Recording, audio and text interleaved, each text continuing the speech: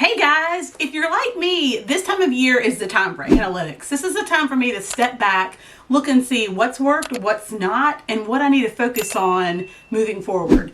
And so I thought a really fun one would be to really look back at the lifetime of this channel and see what my top 10 videos are.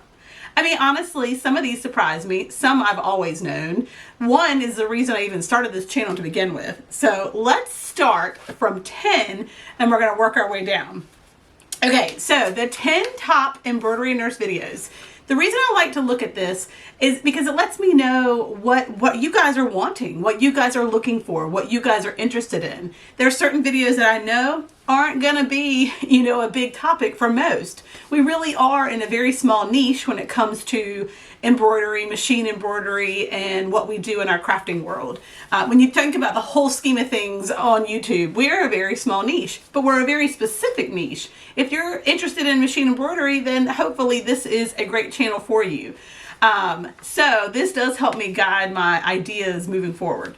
All right, let's get started. Number 10, the 10th most, and this is lifetime of this channel, is how to embroider sequin flip fabric. What a fun project. I still love doing these, and I have several in my shop right now. I actually have an Easter flip fabric.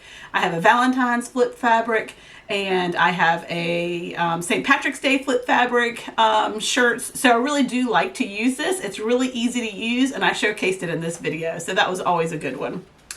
All right, number 9, how to embroider a sweater. So this is a great one because, sweaters are really never going to go out of trend. When we found those awesome sweaters from overseas, and I used the pink, blue, and red ones, they really took off in my shop, and it's something that people love. Something different, something that looks a little dressier than maybe a sweatshirt or a long sleeve t-shirt, and personalizing them, super easy, and I showed you how here. All right, number 8. We have embroidery craft room tours. These are always popular. Doesn't matter who does them. Everybody loves to see how folks have their embroidery rooms, craft rooms, their IKEA stuff, all situated. And actually, the video that I had showcased actually is at my old craft room in my old home. So it's not even where I'm at presently. And I never felt like I got this room in order to do a new one, but I probably should do a new one and just show you where my workspace is here. I have more machines. I've got more tools and things like that. I certainly have a lot more inventory than I used to keep too of certain things. So that's always a great one. We all love to see makeovers. All right, number 7, Brilliance Essentials First Project. What I think people like about this is the absolute, how naive I was, as anyone is that starts embroidery, on how to use embroidery software. I didn't know anything. If you go back and watch that video, it makes me laugh when I, look at it and, looking back. It really is the first time I was using it and trying to figure it out. And I think people like that because they're like, okay, all right, they see people in videos sometimes doing things really quickly and really fast, and they're not there yet, and that can be frustrating. But when you actually see someone using something for the first time and realize you're in the exact same boat, I think that is something that's comforting. So I should probably do an update of how many amazing things I've learned since. All right, number 6, this is going to be on most anybody's channel's top 10 if they were around during the pandemic. We all did videos on how to make a mask, a face mask, and that is my top 6, how to make a face mask with your embroidery machine. When I found an amazing design, I wanted to share it with everyone. And actually, I shared 3 free embroidery, machine embroidery designs that people could choose from. And then one of those I used consistently for the rest of the time. But these were such in demand at that time that people were flocking to figure out how to make them. So it's kind of cool that it's on there, but kind of creepy at the same time. Creepy is not the right word. It just, I don't know, it takes you back down memory lane when that was really in the forefront of what we were doing. Really, a lot of our embroidery got put on the back burner because we were so busy making masks for those that truly needed them. All right, number 5, how to make $1,000 in one day on Etsy. Of course, that's, you know, a name of a that just kind of grabs you and you're like, wait, what? I want to make $1,000 every day on Etsy. Now, granted, it doesn't say every day, but it was a story of how I did make $1,000 one particular day and what led up to that. And I think it's just kind of a great reminders of things that you can do to be ready if that was to happen in your shop as well. So I thought that was a great video. Number 4, how to embroider with glitter vinyl. I loved this one because I use it all the time. I am surprised that it is such a high-ranking video in the history of my channel, but people want to learn new techniques, and glitter vinyl is awesome. So I really do love what it adds to embroidery projects and embroidery designs, applique projects, so it's a fun video. Number 3, shopping at Joann's. Too funny. This was really just supposed to be like a quick short where I walk through the shop, but people were just intrigued, especially people that, you know, maybe aren't local, that don't have Joann's in their area. Certainly I got a lot of messages from people overseas like, oh, I wish I had a store like that. It really is a great store. I don't actually live in a town that has one right now, so this video is me just kind of like, oh, I miss Joann's, and love going in there every time that I go back home. All right, number 2, dun, dun, dun, dun, how to correct bobbin tension.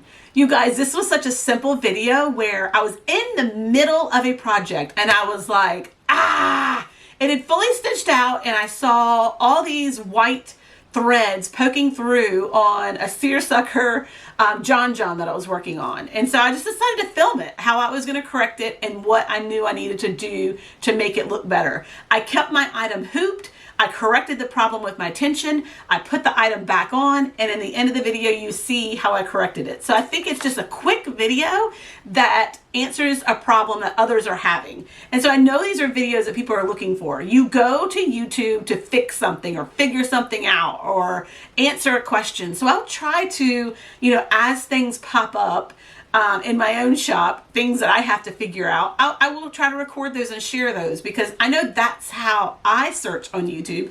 YouTube's a search engine. It really is. Just like Google and anything else you might use to search for topics. People go to YouTube to search for how to do things, how to fix things. And so I will try to make more videos in that realm because I can see that it is things people are looking for.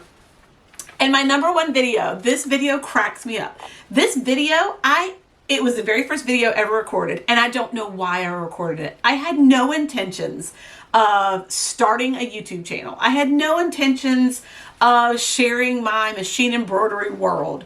No intentions of it, you guys. But I think the nurse in me is see one, do one, teach one. And I was, again, solving a problem that I currently had in my embroidery shop. And at the time that I started embroidery, there really were hardly any videos out there on embroidery. Now there's a ton of folks that do videos, which is great. It's great for our craft. It's great to learn. It's great for our camaraderie. It's great for our community. But when I started, there really were not. And so this particular day, you guys, my face is not even in the picture. I'm in my pajamas if you look close. Don't look close. It's just a very quick video of me showing how I fixed a problem that I had because I felt like it was an aha moment and I was so proud of myself and I recorded it. Again, I don't know why I uploaded it because it was years later until I uploaded another video. But the reason I started my channel was based on the traction this video got that I never even knew was out there. So I would consistently get messages saying, you have a new subscriber, you have a new subscriber. And I didn't really know why or what that even meant. It was just, you know, automated emails that I would get. And when I, you know, kind of looked at YouTube a little more in depth, you know, a couple years later, I realized I had over 500 subscribers on my channel from that one video. That one video. It has generated more subscribers on my channel than anything else combined. And again, it answers a question, a problem that folks are having with machine embroidery. So the name of that is How to Embroider Different Fabrics Without Puckering. You guys, you know that's the number 1 problem we all have when we start embroidery. Puckering, stabilizing, hooping, and it kind of talks about all of those things.